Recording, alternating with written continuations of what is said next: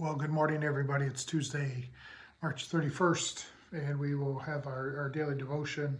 And this one comes from Chuck Swindoll, and it's a part of a series he's doing on 1 Kings and Elijah. So this passage that he has from 1 Kings 17, verse 4, is one that we did last week, I think.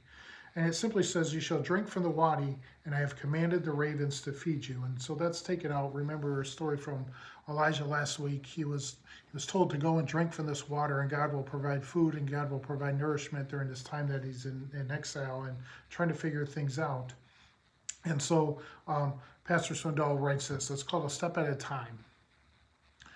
And it says, God's direction includes God's provision. God says, "Go to the brook and I will provide." Vance Havner, in his book It Is Toward Evening, tells the story of a group of farmers who were raising cotton in the deep south when a devastating boll weevil invaded the crops. These men had put all their savings, dedicated all their fields, set all their hopes in cotton. Then the boll weevil came, and before long it looked as if they were headed for the poorhouse. But farmers, being determined and ingenious people they are, decided, well, we can't plant cotton, so let's plant peanuts. Amazingly, these peanuts brought them more money than they could have ever made raising cotton. When the farmers realized what they had seemed like a disaster had actually proven to be a boon, they erected a large and impressive monument of the boll weevil, a monument to the very thing that once brought that thought would bring destruction. Sometimes we settle into a humdrum routine as monotonous as growing cotton year after year, says Hanover, himself a seasoned old saint of God at the time he wrote these words. Then God sent the boll weevil. He jolted us out of our groove, and we must find new ways to live. Financial reverses, great bereavement, physical infirmities, loss of position. How many have been driven by trouble to be better husbandsmen, to bring forth finer fruits of their souls? I don't know what that means.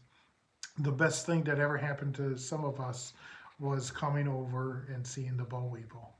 When God directs, God provides. That's what sustained Elijah during his boot camp experience. We have to learn to trust God one day at a time. Did you notice that God never told Elijah what the second step would be until he had taken the first step? God told his prophet to go to Ahab. When Elijah got to the palace, God told him what to say. After he said it, God told him, "Now go to the brook." He didn't tell Elijah what was going to happen at the brook. He just said, "Go to the brook and hide yourself."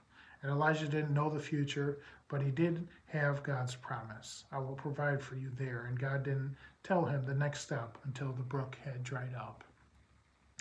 And so I really appreciate those words, but I kind of want to go in a different direction with this. And he talks about the boll weevil coming and these farmers that had planted the cotton and then the peanuts, how they had changed directions. And I'm just wondering, sometimes maybe we're like that. Maybe we're so set in our ways, and as he used the word monotonous in what we do, and sometimes something comes and disrupts that, and whether good or bad, but something disrupts everything that we do. For instance, we're in the middle of this virus shutdown thing. It's disruptive. It takes us out of our normal way of life. But out of that, and with these farmers in this story, created something good. And so I just simply wonder, out of all of this, what is the good that is going to happen from this? I mean, just we as a church, we can't meet. We have to do things very differently. What good can come out of this? One of the things I see is the helping of people. That's always been there, but it's more prevalent nowadays. What good can come out of this virus? I've been doing these daily devotions now for a week and a half, and I get a lot of notes of encouragement, and those seems to be something that is good that can come out of this. Maybe it's something we can do continuing going forward. That's a good thing that can come out of these types of disasters. And so as we look around in our lives and we examine our lives, what have been those boll weevils in your life? What has caused you to change path for the good? What has disrupted you so much that it's completely changed the way of your thinking and has made and blossomed into something great? Maybe it's God's calling upon your life. I mean, before I accepted my call to ministry, I thought things were good. had a nice job in a factory, doing well with a nice family, a house, and all those things. And then that boll weevil, that call came in and disrupted everything.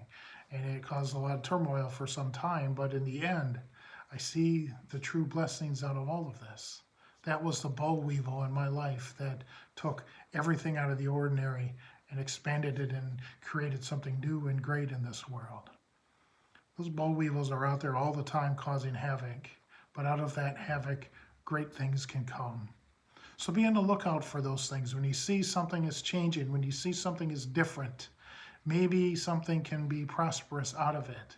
It's not just something that's going to cause confusion and disrupt you, but maybe it's some way God is speaking to you and saying, this is what I want you to do. God is leading and directing you into some way that may be completely different than what you're used to. Maybe it's God's boll weevil nudging you, urging you to do something different for God's glory. That's all I have today, folks. I want you to go out and stay isolated. I want you to go out and be safe and do what you can. That's all I can say. I mean, we're all struggling through this together as a community. Be blessed, and just remember that God loves you and there's not a whole lot you can do about it. Peace out.